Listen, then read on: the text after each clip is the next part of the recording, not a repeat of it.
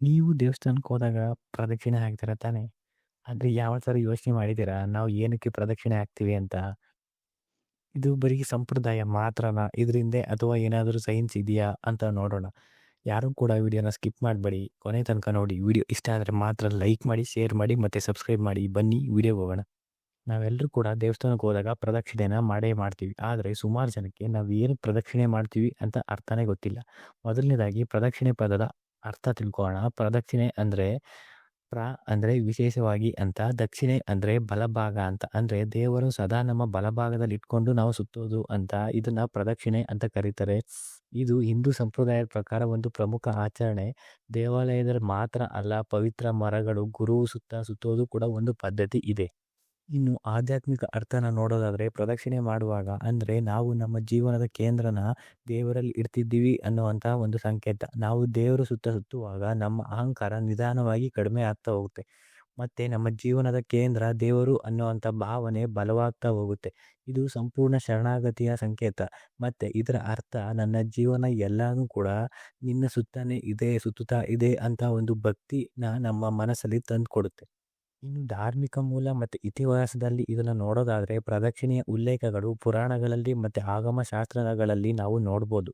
ಇನ್ನು ದೇವಾಲಯ ನಿರ್ಮಾಣಗಳ ಮತ್ತು ಪೂಜೆ ವಿಧಾನಗಳನ್ನು ವಿವರಿಸುವ ಆಗಮದಲ್ಲಿ ಪ್ರದಕ್ಷಿಣೆಗೆ ವಿಶೇಷವಾದ ಸ್ಥಾನನೇ ಇದೆ. ಹಳೆಯ ಕಾಲದಲ್ಲಿ ಋಷಿಗಳು ಮತ್ತು ಮುನಿಗಳು ಧ್ಯಾನ ಮತ್ತು ಭಕ್ತಿಯ ಭಾಗವಾಗಿ ಪ್ರದಕ್ಷಿಣೆನ ಮಾಡ್ತಾ ಇದ್ರು. ಮತ್ತು ಇದು ಕೇವಲ ಒಂದು ಆಚರಣೆ ಮಾತ್ರ ಅಲ್ಲ, ಇದು ಒಂದು ಸಾಧನೆ ಆಗಿತ್ತು. ಅಂದರೆ ಇದು ಸ್ಪಿರಿಚುವಲ್ ಪ್ರಾಕ್ಟೀಸ್ ಆಗಿತ್ತು ಅಂತಲೇ ಹೇಳ್ಬೋದು.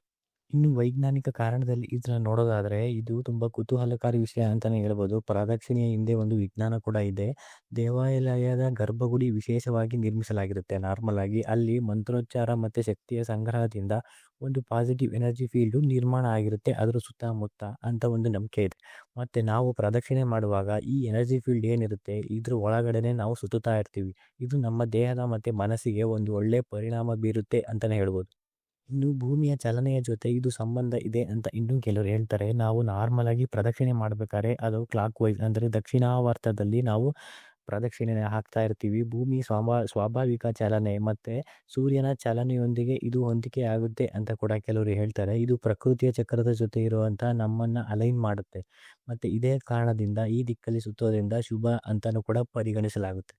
ಇನ್ನು ನಾವು ಪ್ರದಕ್ಷಿಣೆ ಹಾಕೋದ್ರಿಂದ ಇದು ನಮ್ಮ ಮನಸ್ಸನ್ನ ನಿಧಾನವಾಗಿ ಕೇಂದ್ರೀಕರಿಸುತ್ತೆ ಅಂತಾನೆ ಹೇಳ್ಬೋದು. ಅಂದ್ರೆ ನಾವು ನಾರ್ಮಲ್ ಆಗಿ ಯಾವಾಗಲೂ ಕೂಡ ನಮ್ಮ ಮನಸ್ಸು ಚಂಚಲತೆಯಿಂದ ಇರುತ್ತೆ. ಅಂದ್ರೆ ನಾವು ಎಲ್ಲೋ ಕೂತ್ಕೊಂಡು ಏನೋ ಯೋಚನೆ ಮಾಡ್ತಿರ್ತೀವಿ. ಆದರೆ ಪ್ರದಕ್ಷಿಣೆ ಹಾಕ್ಬೇಕಾದ್ರೆ ಮಾತ್ರ ನಮ್ಮ ಮೈಂಡು ನಾರ್ಮಲ್ ಆಗಿ ದೇವ್ರ ಹತ್ರನೇ ಜಾಸ್ತಿ ಕಾನ್ಸಂಟ್ರೇಷನ್ ಮಾಡ್ತಿರುತ್ತೆ.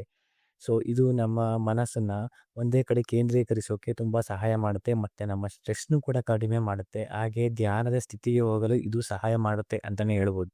ಇನ್ನು ನಾವು ದೇವರನ್ನ ಸುತ್ತುತ್ತಾ ಇರಬೇಕಾದ್ರೆ ಅದು ಒಂದೇ ರಿದಮ್‌ನಲ್ಲಿ ನಾವು ಸುತ್ತುತ್ತಾ ಇರ್ತೀವಿ. ಸೊ ಇದು ನಮ್ಮ ಮನಸ್ಸನ್ನ ತುಂಬಾ ಕಾಮ್ ಮಾಡುತ್ತೆ.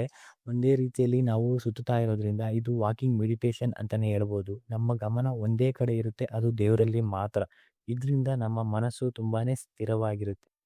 ಇನ್ನು ಇದನ್ನ ಎಷ್ಟು ಬಾರಿ ಪ್ರದಕ್ಷಿಣೆ ಹಾಕಬೇಕು ಅಂತ ನೋಡೋದಾದ್ರೆ 1 ಬಾರಿ ಹಾಕಿದ್ರೆ ಅದು ಗೌರವಕ್ಕಾಗಿ, ಇನ್ನು 3 ಬಾರಿ ಹಾಕಿದ್ರೆ ಇಷ್ಟಾರ್ಥ ಸಾಧನೆಗಾಗಿ, ಮತ್ತೆ 5 ಬಾರಿ ಕೆಲವರು ಹಾಕ್ತಾರೆ, ಇನ್ನು 7 ಬಾರಿ ಇದು ವಿಶೇಷ ಪೂಜೆಗಳಲ್ಲಿ ಮಾತ್ರ.